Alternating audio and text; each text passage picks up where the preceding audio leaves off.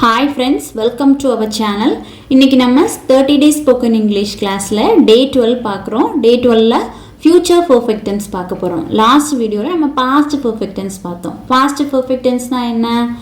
நடந்து முடிஞ்ச ரெண்டு பாஸ்ட் ஆக்ஷனை பற்றி சொல்கிறது. இங்கே என்னென்னா ரெண்டு ஃப்யூச்சர் ஆக்ஷனை பற்றி சொல்கிறது. Okay, future tense.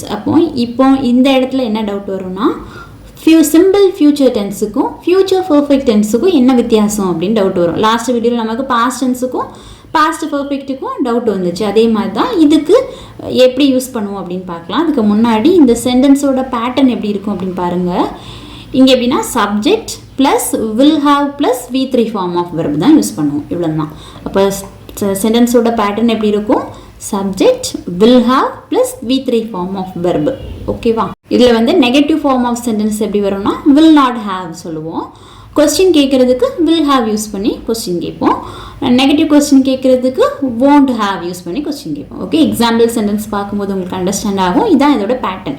Positive question, negative question, positive answer, negative answer, இந்த பேட்டர்னில் தான் இருக்கும். ஓகே, இது நம்ம வந்து ஒரு சென்டென்ஸ் எடுத்து அது சிம்பிள் ஃப்யூச்சர் டென்ஸுக்கும் ஃப்யூச்சர் பர்ஃபெக்ட் டென்ஸுக்கும் எப்படி அதுக்கு வித்தியாசமாக நம்ம கண்டுபிடிக்கிறது அப்படின்னு பார்ப்போம். அவளோட அசைன்மெண்ட்டை வந்து அவள் நாளைக்கு முடிப்பா அப்படின்னு சொல்கிறது எப்படி சொல்லுவோம்? சிம்பிள் ஃப்யூச்சர் டென்ஸில் தான் எப்போவுமே நம்ம சொல்லுவோம். நமக்கு இப்படி அவளோட அசைன்மெண்ட்டை முடிப்பா அப்படின்னு நமக்கு அந்த சென்டென்ஸ் பார்த்தாலே நாளைக்கு அவள் தன் வேலையை முடிப்பாள். இது நம்ம பார்த்தோன்னே எப்போவுமே சிம்பிள் ஃப்யூச்சர் டென்ஸ்க்கு தான் போவோம். ஃப்யூச்சர் டென்ஸ் நமக்கு தெரியும், வில் யூஸ் பண்ணி வெர்பை சொல்லுவோம். அப்போ எப்படி இந்த சென்டென்ஸ் சொல்லுவோம்? She will completed her assignment by tomorrow. இதே இது அவளுடைய நாளைக்குள்ளே அவள் அசைன்மெண்ட்டை அவள் முடிச்சிருவா அப்படின்னு சொல்கிறதுக்கு எப்படி சொல்லணும்னா அந்த இடத்துல தான் நம்ம வந்து ஃப்யூச்சர் பர்ஃபெக்ட் டென்ஸ் யூஸ் பண்ணுவோம். நாளைக்குள்ளே அவள் அசைன்மெண்ட்டை அவள் முடிப்பா அப்படி சொல்கிறதுக்கு she will have completed her assignment by tomorrow. Will have use பண்ணி தேர்ட் ஃபார்ம் ஆஃப் வெர்ப் இங்கே நோட் பண்ணிக்கோங்க. வில் ஹாவ் யூஸ் பண்ணி third form of verb use பண்ணியிருக்கோம். சிம்பிள் ஃப்யூச்சர் டென்ஸுக்கு வில் யூஸ் பண்ணி V1 ஃபார்ம் ஆஃப் வெர்ப் வந்து use பண்ணியிருக்கோம். ஓகேவா?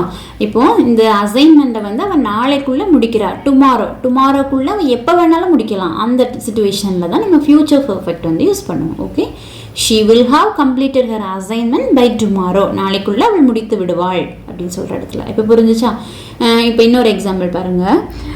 நீ வந்து ரயில்வே ஸ்டேஷனுக்கு போகிறதுக்குள்ள ட்ரெயின் போயிடும். ட்ரெயின் போயிடும். உள்ளே போகிறதுக்குள்ளே அந்த டைமை கரெக்டாக சொல்லலை. அப்போ எப்படி சொல்லுவோம்? when you reach the station, simple past டென்ஸில் தான் சொல்லணும். சிம்பிள் பாஸ்ட் டென்ஸ் யூஸ் பண்ணி இந்த ஃப்யூச்சர் பர்ஃபெக்ட் டென்ஸ் சொல்கிறோம். when you reach the station, the train will have left.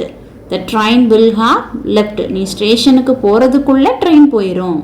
Okay, அப்போ இது எந்த இடத்துல யூஸ் பண்ணணும் அப்படிங்கிறது புரிஞ்சுக்கிட்டா தான் நம்ம சென்டென்ஸ் நெக்ஸ்ட் பார்க்கும்போது ஈஸியாக இருக்கும். ஓகே, நீ போகிறதுக்குள்ளே இது நடந்துடும், நீ வந்து நாளைக்குள்ளே அவள் முடிச்சிருவா அப்படி நாளைக்குள்ளே ஒரு கரெக்டான டைமை சொல்லாமல் சொல்கிறது தான் ஃப்யூச்சர் பர்ஃபெக்ட் டென்ஸ். ஓகேவா? அடுத்த மாதத்துக்குள்ளே நான் என்னோடய ப்ராஜெக்டை வந்து கம்ப்ளீட் பண்ணிடுவேன். எப்படி சொல்லுவோம்?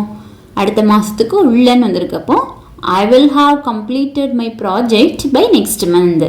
I will have completed my project by next month. இதுக்கு கொஸ்டின் எப்படி கேட்கணும்? will யூஸ் பண்ணி will have யூஸ் பண்ணி கொஸ்டின் கேட்கணும். will you have completed your project by next month? will you have completed your project by next month? அடுத்த மாதத்துக்குள்ளே நீ உன் ப்ராஜெக்டை முடிச்சிருவியா? ஓகேவா? Next question. டெட்லைனுக்கு முன்னாடி அவர்கள் அவங்களோட ஒர்க்கை வந்து முடிச்சிருவாங்களா அப்படின்னு கொஸ்டின் எப்படி கேட்கணும்?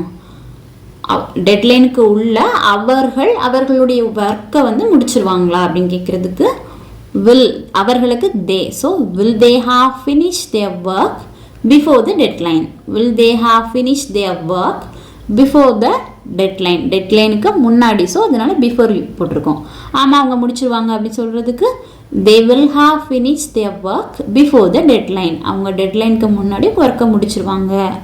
they will have finished their work before the deadline. இதுக்கு நெகட்டிவ்ல எப்படி சொல்லணும்? இல்லை அவங்க டெட்லைனுக்கு முன்னாடி ப்ராஜெக்டை முடிக்க மாட்டாங்க அப்படின்னு சொல்கிறதுக்கு they will not have finished their work before the deadline.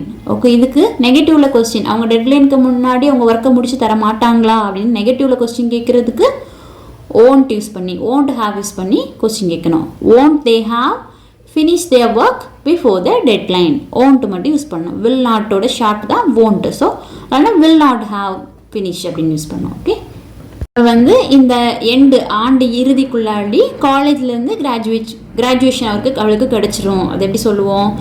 இந்த ஆண்டு இறுதிக்குள், அப்போது இறுதிக்குள் வந்திருக்கப்போ எப்படி யூஸ் பண்ணணும்? she will have graduated from college by the end of the year. okay, she will have graduated from college by the end of the year. அப்போ question இதில் எப்படி கேட்கணும்? will முன்னாடி தூக்கி போடணும். will she have graduated from college by the end of the year. ஓகேவா?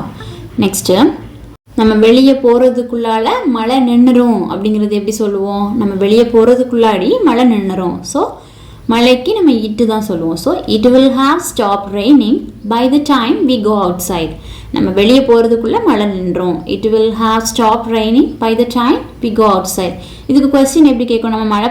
நம்ம வெளியே போகிறதுக்குள்ளே மழை நின்றுருமா அப்படின்னு கேட்குறதுக்கு will it have stopped raining by the time we go outside. will it have stopped raining by the time we go outside. ஓகேவா?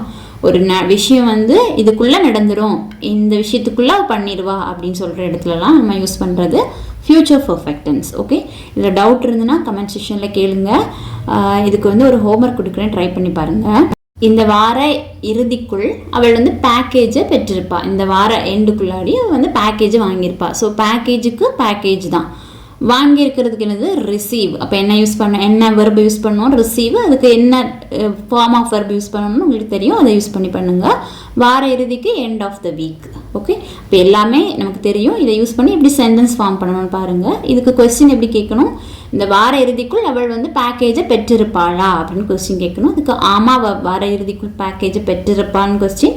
நெகட்டிவ்க்கு இல்லை அவள் பெற்றிருக்க மாட்டான்னு கொஸ்டின். இதுக்கு நெகட்டிவ் கொஸ்டின் எப்படி ஃபார்ம் பண்ணணும்? வார இறுதிக்குள் அவள் பேக்கேஜை பெற்றிருக்க மாட்டாளா? எல்லாமே ஃபார்ம் பண்ணுறதுக்கு நமக்கு தெரியும். ஈஸி தான், நீங்கள் ட்ரை பண்ணி பாருங்கள். சென்டென்ஸ் பெருசாக இருக்கேன்னு பார்க்காதீங்க. நம்ம வந்து இவ்வளோ நாள் பார்த்த எல்லாமே தான் சேர்த்து தான் இல்லை யூஸ் பண்ணியிருக்கோம். கொஞ்சம் ட்ரை பண்ணுங்கள், முடியும். ஆன்சரை கமெண்ட் செக்ஷனில் கமெண்ட் பண்ணுங்கள். வீடியோ யூஸ்ஃபுல்லாக இருந்தால் லைக் பண்ணுங்கள்.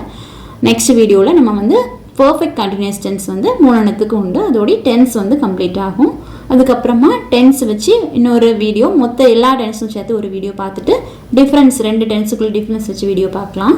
தேங்க்யூ ஃபார் வாட்சிங். வீடியோவுக்கு மறக்காமல் ஒரு லைக் பண்ணுங்கள்.